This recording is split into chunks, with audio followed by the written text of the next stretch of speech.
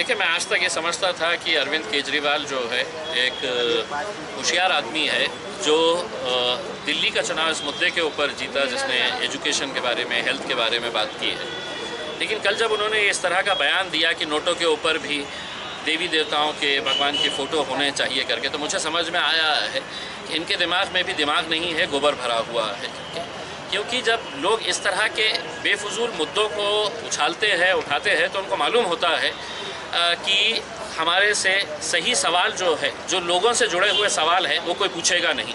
वो यही पूछेगा कि आप नोट में किसकी तस्वीर लगाना चाहते हैं करके। और आप देखेंगे पिछले कुछ दिनों से यही मुद्दा गरमाया हुआ है, जबकि हकीकत ये है कि आज बेरोज़गारी के बारे में उनको बोलना चाहिए था, आज महंगाई के बारे में उनको बोलना चाहिए था।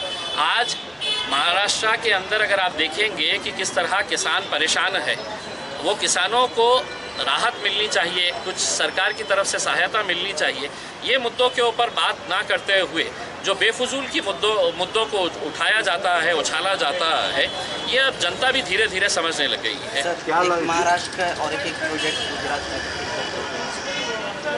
देखिए, हम हमेशा से ये बात कहते आए हैं, आज एक बार फिर से दोहरा रहे हैं। मैं जब विधानसभा के अंदर था पिछले 5-7 साल से, मैंने ये गौर किया है कि किसी तरह से महाराष्ट्र के अंदर गुजराती ताकत को कैसे मजबूत किया जाए, गुजरातियों को महाराष्ट्र के कंधे के ऊपर या उनके सर के ऊपर कैसा बिठाया जाए, महाराष्ट्र के उद्योगों को ख़त्म करके गुजराती उद्योग कैसा लाया जाए करके, यहाँ के उद्योग को ख़त्म कर दिया जाए। यहाँ पे जो आने वाला उद्योग है, जिसकी वजह से कई 100 नहीं कई 1000 बच्चों को रोज़गार लगा होता, महाराष्ट्रियन बच्चों को, तो उसको उठाकर लेके चले जाना और गुजरात पे पहुंचा देना।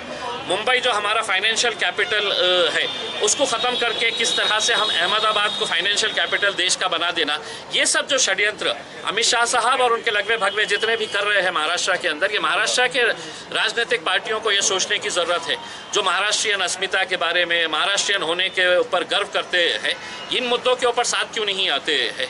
क्यों नहीं सवाल करते हैं देवेंद्र फडणवीस साहब से कि आप महाराष्ट्र के मुख्यमंत्री रह चुके हैं, आपकी प्राथमिकता जो है वो महाराष्ट्र की तरफ ज़्यादा होनी चाहिए।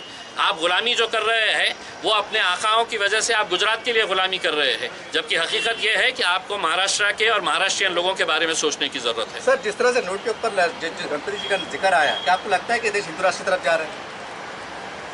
देखिए, ये मुल्क जो है ये हमेशा से सेक्युलर रहा है और आगे भी रहेगा। ये ऐसे बेफजूल बातों से कुछ होने वाला नहीं है। सिर्फ ये अपना ध्यान भटकाने के लिए, असली मुद्दों से भटकाने के लिए इस तरह के मुद्दे देते रहते हैं।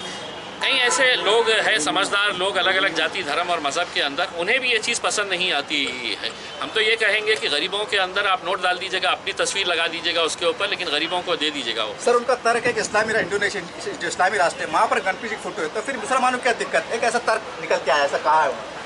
नहीं, ये नोटों से उनको क्या तकलीफ है बताइए ना। अगर वहाँ पे कोई दूसरे किसी का लगा देते हैं तो क्या नोट की वैल्यू बढ़ जाएगी? 100 रुपये की नोट के ऊपर अगर किसी देवी देवता की तस्वीर अगर लग जाएगी, भगवान की तस्वीर अगर लग जाएगी, तो वो 100 रुपये की नोट की वैल्यू के 200 रुपये हो जाएगी। भाई, जो 100 रुपये है वो 100 ही रुपये रहने वाला है। अरविंद केजरीवाल भी आरएसएस के रास्ते पर चल रहे हैं? देखिए, हम हमेशा से ये कहते थे कि आरएसएस ने तैयार किया हुआ ये एक दूसरा प्यादा है। आरएसएस को मालूम था कि कभी ना कभी हमारे जो सर्वे सर्वा है नरेंद्र मोदी साहब, इनका ग्राफ जब नीचे आने लगेगा तो हमको एक दूसरा बंदा चाहिए उनकी जगह पे बिठाने के लिए। तो आम आदमी पार्टी तैयार की गई। आम आदमी पार्टी की पूरी आइडियोलॉजी जो है ये आरएसएस से मिलती जुलती आइडियोलॉजी है, और यही लोग है कि अब इस तरह से इनको आगे बढ़ाया जा रहा है ताकि मोदी अब धीरे धीरे ख़त्म होने आ रहे हैं, उनकी पॉपुलैरिटी घटती जा रही है, तो अरविंद केजरीवाल को बढ़ाया जा रहा है। तो ये सब सोची समझी साजिश के तहत आरएसएस कर रही है, और अब लोगों को भी ये चीज़ समझ में आने लगी। गुजरात में चुनाव है, उसको किस तरह से देखते हैं? लड़ेंगे, हम भी जा रहे हैं गुजरात के अंदर। एक नया शुरू हुआ है अभी, साखर का मुद्दा जो था उसमें शरद पवार और अजीत पवार और सब लोगों को लेके एक वापस से मुहिम शुरू की गई कि इन पे ईडी की कार्रवाई शुरू की जाए। तो देखिए, दोषी कोई भी हो, कोई भी मुद्दा हो, किसी की तरह का भी स्कैम हो, इन्वेस्टिगेटिंग एजेंसीज ने ये देखना नहीं चाहिए कि सरकार के अंदर कौन बैठा हुआ है। जो भी दोषी है उनके खिलाफ कार्रवाई होनी चाहिए, चाहे वो कितने से बड़ा क्यों ना हो नेता।